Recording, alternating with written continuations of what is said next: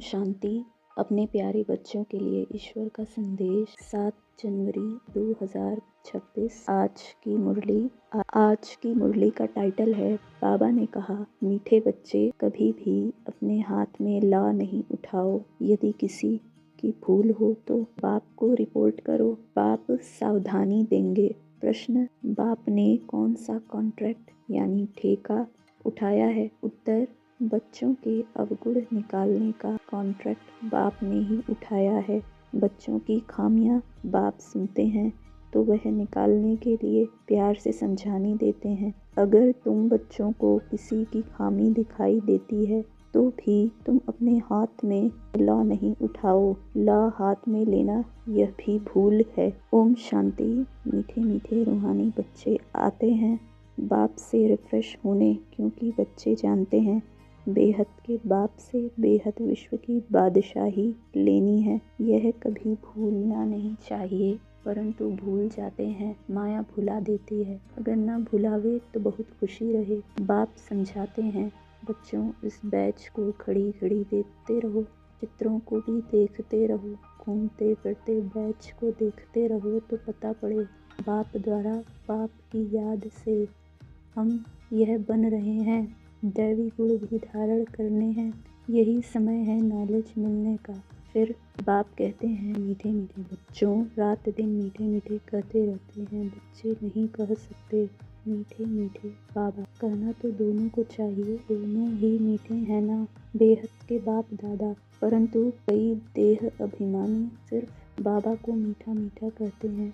कई बच्चे तो गुस्से में आकर फिर कभी बाप दादा को भी कुछ कह देते, कभी बाप को कहा तो दादा को भी कहा, बात एक ही हो जाती। कभी ब्राह्मणी पर कभी आपस में नाराज हो पड़ते हैं तो बेहद का बाप बैठ बच्चों को शिक्षा देते हैं। तुम बच्चे दिल में समझते हो हम नई दुनिया की बादशाही स्थापन कर रहे हैं। अंदर में कितना फक्र रहना चाहिए। मुख्य है ही याद और दैवी गुण। बच्चे चक्र को याद करते ही हैं, वह तो सहज याद पड़ेगा। 84 का चक्र है ना, तुमको सृष्टि के आदि मध्य अंत ड्यूरेशन का पता है। फिर औरों को भी बहुत प्यार से परिचय देना है। बेहद का बाप हमको विश्व का मालिक बना रहे हैं, राजयोग सिखला रहे हैं। विनाश भी सामने खड़ा है भी संगम युग। जबकि नई दुनिया स्थापन होती है और पुरानी दुनिया खलास होती है। बाप बच्चों को सावधान करते रहते हैं, सिमर सिमर सुख पाओ, कलह कलेश मिटे सब तन के, आधा कल्प के लिए मिट जाएंगे।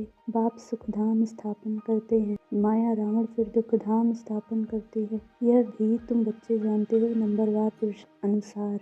बाप का बच्चों में कितना लव होता है, शुरू से बाप का लव है। बाप को मालूम है, मैं जानता हूँ। बच्चे जो कामचिता पर काले हो गए हैं उन्हों को गोरा बनाने चाहता हूँ। बाप तो नॉलेजफुल है, बच्चे धीरे धीरे नॉलेज लेते हैं। माया फिर भुला देती है, खुशी आने नहीं देती। बच्चों को तो दिन प्रतिदिन खुशी का पारा चढ़ा रहना चाहिए। सतयुग में पारा चढ़ा हुआ था, अब फिर चढ़ाना है याद की यात्रा से। फिर बाबा कह रहे हैं, यह कॉन्ट्रैक्ट बाप ने उठाया है ड्रामा के प्लान अनुसार। बच्चों को मुरली भी कभी मिस नहीं करनी चाहिए। मुरली का ही तो गायन है ना। एक भी मुरली मिस की तो जैसे स्कूल में एब्सेंट पड़ गई। यह है बेहद के बाप का स्कूल, इसमें तो एक दिन भी मिस नहीं करना चाहिए। बाप आकर पढ़ाते हैं। दुनिया में किसको मालूम थोड़े ही है स्वर्ग की स्थापना कैसे होती है, यह भी कोई नहीं जानते हैं। तुम सब कुछ जानते हो। यह पढ़ाई बहुत बहुत अथाह कमाई की है। जन्म जन्मांतर के लिए इस पढ़ाई का फल मिल जाता है। विनाश का सारा ताल्लुक तुम्हारी पढ़ाई से है। तुम्हारी पढ़ाई पूरी होगी और यह लड़ाई शुरू होगी। पढ़ते पढ़ते बाप को याद करते, जब मार्क्स पूरी हो जाती है, इम्तिहान हो जाता है, तब लड़ाई लगती है। तुम्हारी पढ़ाई पूरी हुई तो लड़ाई लगेगी। यह नई दुनिया के लिए बिल्कुल नया ज्ञान है, इसलिए मनुष्य बेचारे मूंझते हैं। अच्छा, आज की मुरली से धारणा। पहली पॉइंट, बाबा कह रहे हैं, किसी के अवगुण देख उसकी निंदा नहीं करना है। जगह जगह पर उसके अवगुण नहीं सुनाने हैं। अपना मीठापन नहीं छोड़ना है। क्रोध में आकर किसी का सामना नहीं करना है। दूसरा, सबको सुधारने वाला एक बाप है, इसलिए एक बाप को ही सब सुनाना है। अव्यभिचारी बनना है। मुरली कभी भी मिस नहीं करनी है।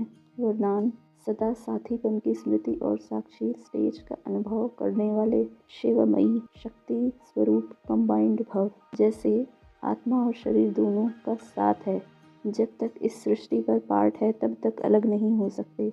ऐसे ही शिव और शक्ति दोनों का इतना ही गहरा संबंध है।